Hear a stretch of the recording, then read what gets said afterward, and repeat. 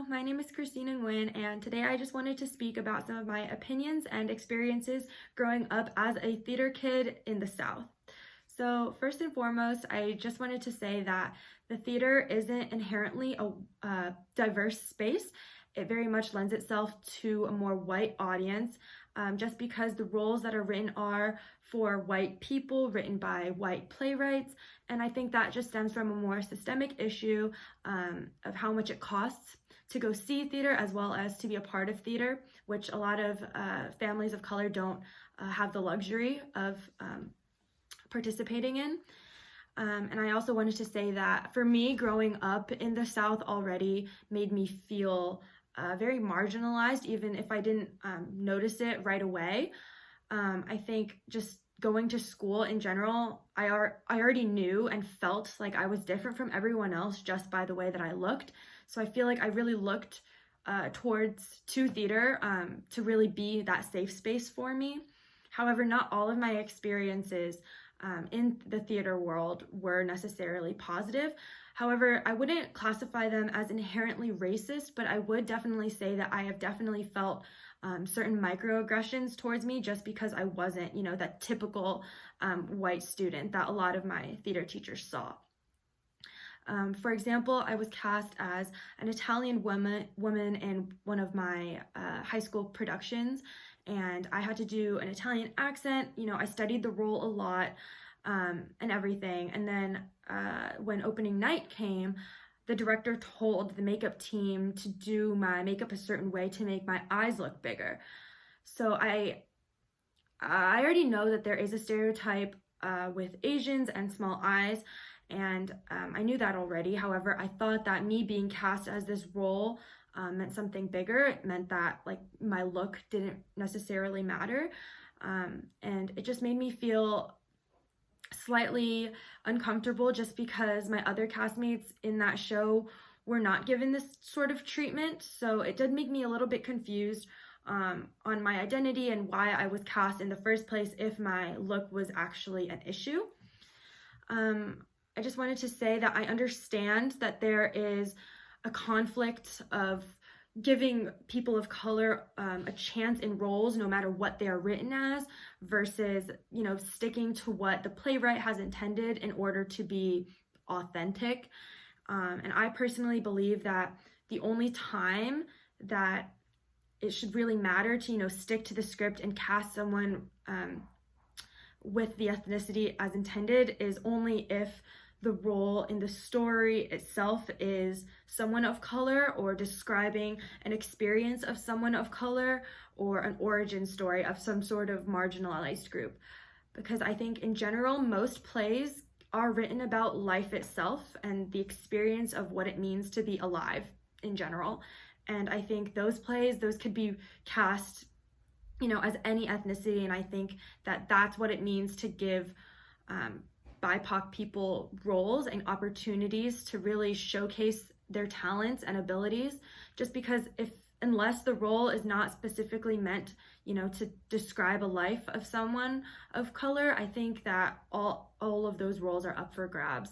And I wish that we had this conversation as I was growing up in the South. However, now that I've moved to California, I've realized that not the entire country is like this. However, the industry is. And I would love for this to change going forward as someone pursuing acting in general. Hello, I'm Jasmine McClendon, singer-songwriter, actress, and I just wanted to touch a few minutes on my experience as a Black woman in the music industry pertaining to racism, colorism, and just things that I feel need to be, talked about. I want to tell a story of my freshman year in high school. This was about 5 or 6 years ago when I went out for my first play. Our spring musical was The Wiz, and I was so excited because if you know me, I love The Wiz, and Dorothy in The Wiz is like my dream role. So I was just very excited to go out for it, and my friends were going out for it, and the whole drama department, we were just very excited because it was something very different living in the suburbs to do a predominantly Black play. If you're not familiar with The Wiz, it is an adaptation of The Wizard of Oz, the Black version. A lot of people call it of The Wizard of Oz because it is an all Black casted play, and The music was produced by Motown, which is a predominantly, historically black record label. And yeah, The Wiz in general is just a big stamp in black culture when it comes to black culture. So yeah, I remember being so excited about it. And then I also remember being very disappointed and conflicted when the cast list came out, because the lead role of Dorothy had been cast to a white girl. And I remember going on Twitter after it came out and seeing the whole cast kind of have this big uproar because people were, having conflicting feelings about it. Again, the play being a historically black play, for the director to choose to cast it colorblind, as he called it. It was just it rubbed people the wrong way, because then the question then becomes, why choose something that is a black adaptation of a play and put white people in it when there's already a version like that? That's all. But yeah, that was my first experience with that, and at the time I wasn't quick to label it racist or call him racist, the director, because I still don't know if he's racist. That's his business. But I do know that you can be a non-racist person and enable racist behavior, and I feel like that's what happened in that situation. Also, being a black person in the entertainment business and industry, I talked to the director. A lot of the cast talked to the director, and we voiced how we felt about it. And he didn't budge on his decision. So that, at that moment, is when I made up in my mind, okay, this is racist. This is an act of racism. And yeah, that was really my first experience with it 5 or 6 years ago as a freshman. I was so young, and I'm honestly, as sad as it was, I'm grateful that I experienced something like that firsthand, because it's a very real thing and people go through it every day in the music industry and in the entertainment business. Colorism. A lot of the time I am on the positive side of colorism because I have lighter skin and curly hair. Not that it's a positive thing, but I don't get the backlash of it. I don't get the back end of it. Like my dark-skinned brothers and sisters do a lot of the time. And that's something that needs to be addressed too. That you watch TV, most of the black characters you see are probably light-skinned with curly hair. Like, that's not a coincidence, And again, not calling anybody racist, but you can be a person that's not racist and still enable racist behavior, especially when you're not open to a dialogue. So I feel like that's the first thing that we need to do, is have a discussion about it so that these things don't happen, because racism and colorism is very real. Every day people experience it, and it's not cool, So that's just my experience with it. Hey everyone, my name is Irene Velez. I am a Colombian Latinx woman who graduated from Alfreda High School in 2017. I have to say that my high school experience was extremely shaped by theater. It really was the only place that I felt like I belonged in a predominantly white institution, but it was also a place of a lot of struggles, because as I began, I could not find my voice or could not get anyone's attention unless I used my stereotypes to make people laugh. And that means like grabbing an ensemble role and using my accent to be laughed at. And I hated that. I really did. And it took a couple of years for the directors to get to know me and know my skills, and for me to get to know myself and realize that my culture was actually what would stand me apart from the rest, and I needed to use it to my advantage. I speak with my eyes and with my hands. I am loud. I love to dance. And so those Latinx traits in me is what really set me apart. So if you're someone of color and you're thinking of joining a theater program, I say take it, but do not get limited by anything anyone says about you. Use your culture to your advantage. Show the directors and show the teachers that you have so much more to offer than what you think. In the last couple of years, I've seen Alfreda High School grow into such a diverse theater program, and I'm so happy about that. So I encourage everyone to join and really to be yourself, because that's what theater was to me. Theater was the only place where I could be as silly and as goofy and as fun as I wanted to be. Hello, my name is Deontay Mercado. I am currently a sophomore at the University of Cincinnati College Conservatory of Music, majoring in lighting design and technology. I would like to thank Sarah Stoffel for inviting me to speak to you all today regarding my time as a Black student navigating through the educational system. My time spent at Alpharetta High School was certainly fun, and as many would imagine, has left me with much to smile about. Before arriving at Alpharetta High School, I came in with little knowledge about my career field. Thankfully, with the help of Sarah Stoffel and our theater department, I was able to expand my knowledge and end up at one of the top conservatories in the country. My first few weeks at Alpharetta were spent sitting in the back of the classroom thinking about how, as a Black queer man, I would be able to fit into this predominantly white high school. As my time went on there, I found I was able to explore myself both creatively and culturally within the world of theatrical design and production. Here, I was lucky enough to be a part of a more diverse cast and crew than I had ever known.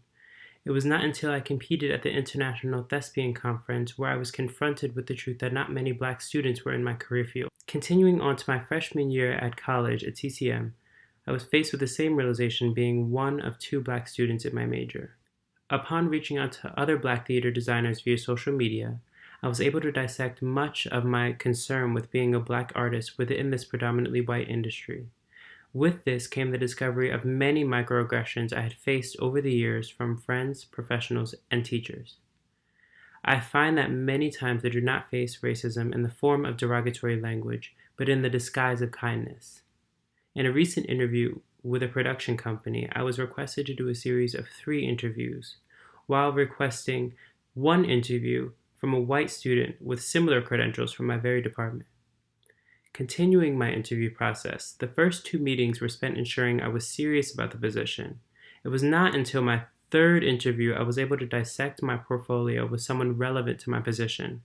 It was not until a week after my 3rd interview I was offered the job, almost 1 full week after my white classmate. Although I was happy I received the offer for the position, I was forced to go through many more steps to get there in comparison to a student with the only difference being skin tone.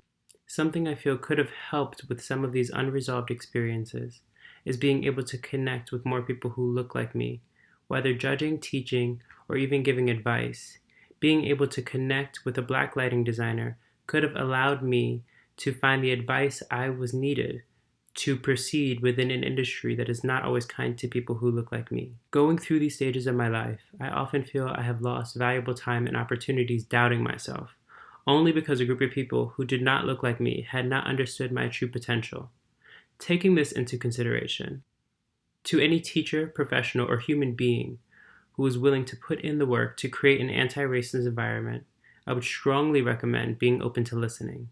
It starts with conversations like these, where you must hear experiences and work to ensure they do not occur in any environment you're a part of. It also starts with calling out any racist remarks or actions by your peers as well as yourself, which we all know can be very hard, but is necessary to achieve true equality within our environments. Last but not least, I would like to say thank you. Thank you for allowing me to tell my story and hopefully change the lives of Black students coming up in the educational system today. Hello, my name is Karthik Ramaswamy, and I'm a rising junior at Emerson College studying theater and performance. And I wanted to talk a little bit about my experience being a person of color within the theater community and just the acting community in general. So to talk a little bit about myself, I'm a first generation Indian American. So my family's from India. My parents were born and raised there. My parents immigrated here to America, and then I was born here. And I would probably have to say my experience being a person of color within acting has been some great, some gut-wrenchingly terrible. And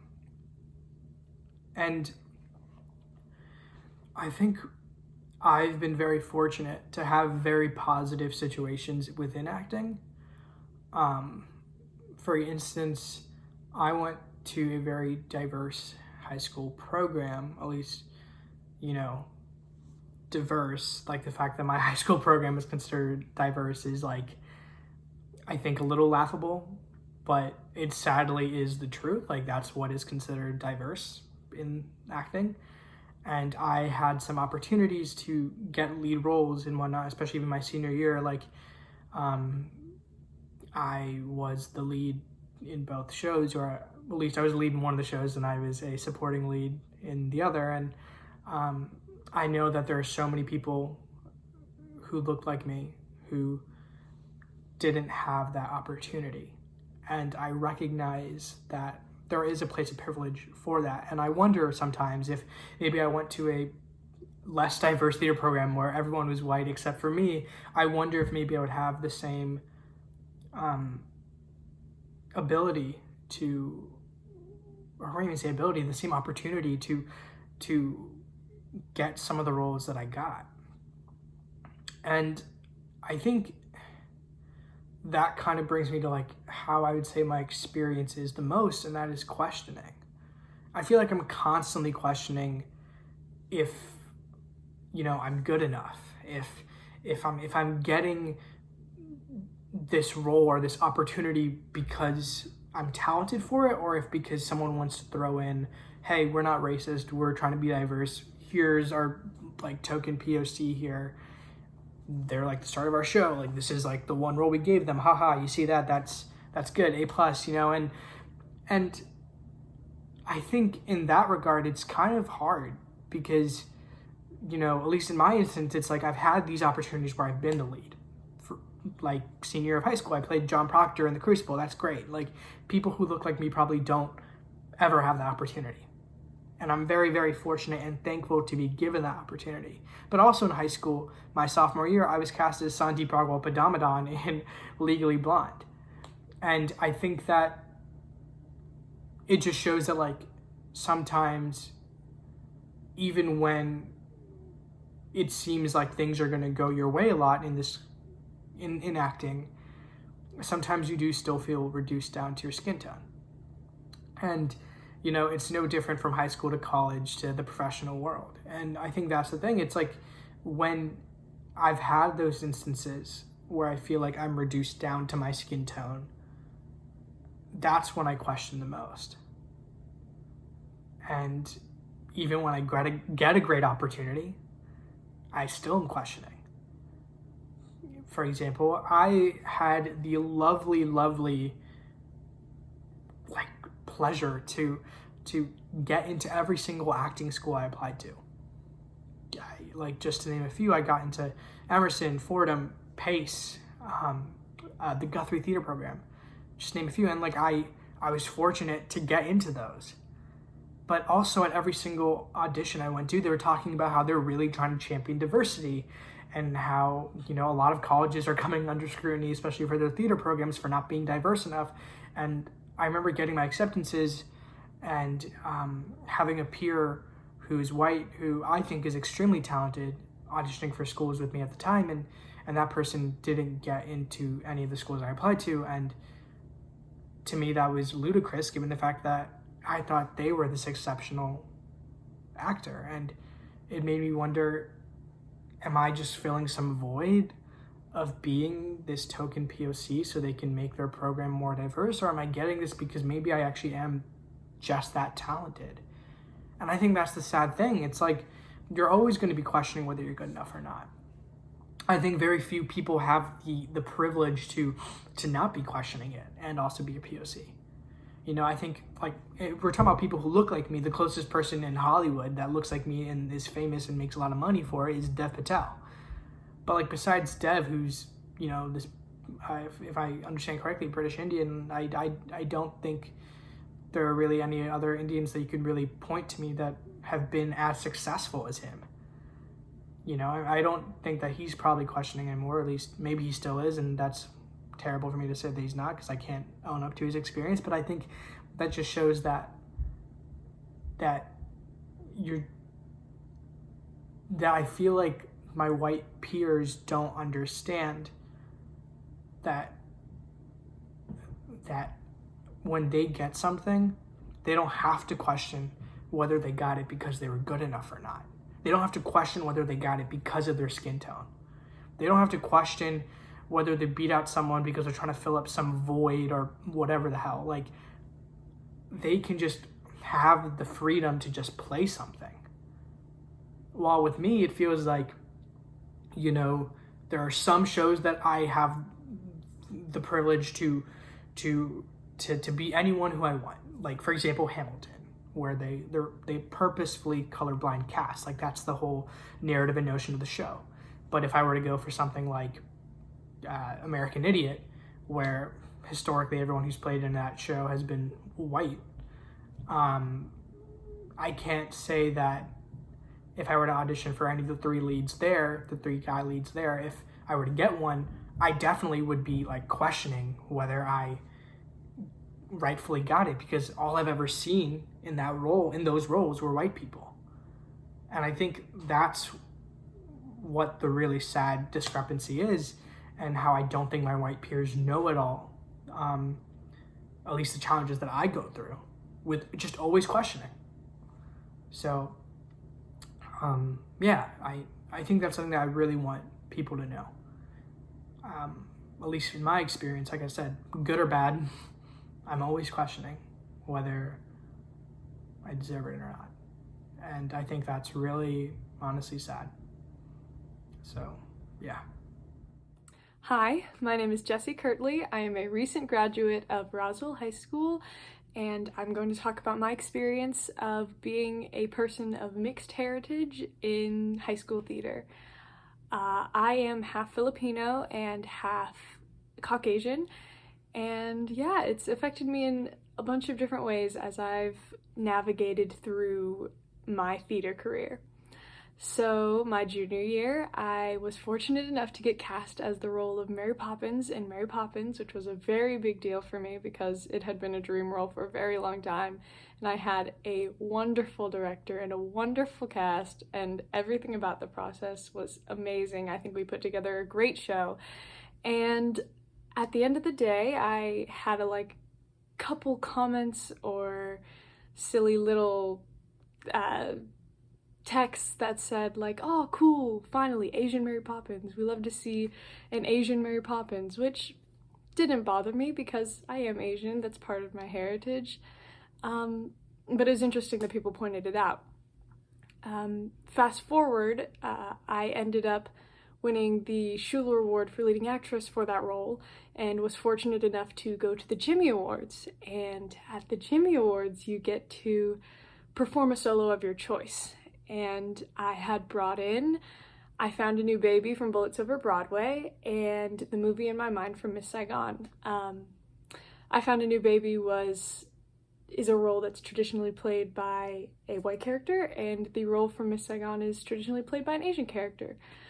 So I sang both songs for my coach, and they felt that Movie in My Mind was a better song for me. I felt more connected to it, and they liked how I performed it.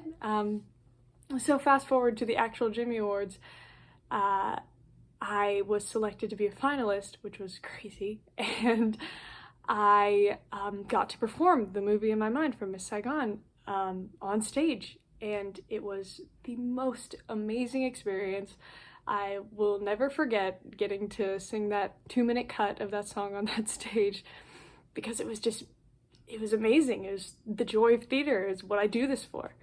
And I was so proud of myself as I walked off stage, and I walked into the dressing room, and all of my friends just kind of had blank faces. There were no congratulations or that was so great. It was just kind of hey, Jessie, have you read the comments on the live stream of the Jimmy Awards? So I went through and I read the comments on my section of the whole program, and they were when will white people learn to pick songs for them? Or this is why the Jimmy Awards keeps whitewashing things. Things along that line of, I'm not Asian, so I shouldn't be singing it. Which was really confusing for me because I know I am Asian, at least half. I grew up with an Asian mother. I know the culture. I've been immersed in it. But I wasn't Asian enough to be singing that song. According to some people. According to some people, it was fine. But yeah, so that kind of put me at a crossroads, and for the next 2 weeks, I was very upset. I thought that I was quote-unquote canceled before my career had even started, and I really was this is the end. But yeah, so as a person of mixed heritage, I just kind of looked at it. I was like, if I'm playing Mary Poppins, which is a traditionally white role, I'm going to be the Asian Mary Poppins. I'm not just Mary Poppins. And if I try and play an Asian role, I am whitewashing it. I'm not Asian enough. It seems like there's always, one part of me that's sticking out, that's wrong, that's incorrect for whatever I'm doing, because, mixed roles are not written for as often. So it just kind of puts people who are of any sort of mixed ethnicity into a weird spot, because all of a sudden the white part of me doesn't feel white enough and the Asian part of me doesn't feel Asian enough. I feel like I don't fit in any boxes. I was trying to find rep for my college auditions, and I didn't know what I was allowed to sing. I didn't know what was okay for me to sing, because I don't want to offend people and I don't want to do any sort of cultural appropriation. So what I'm wondering is if there's any sort of solution to this, because every educator or mentor that I've talked to has given me a completely different answer. Some say, you have white features, so just don't touch the Asian roles because you don't look like what people think Asian looks like. And some people say, go for it, it's your identity and you don't have to explain it, so why don't you just sing the songs that you're drawn to? So it's been a really tricky situation for me, and I encourage you to reach out to those kids who are of mixed race, because I know that they're probably struggling with some sort of identity crisis, trying to figure out where they belong in this industry that's supposed to be so accepting. But yeah, thank you very much for your time, and if you come up with any solutions or know what rep I should be having in my book, just let me know. Thank you.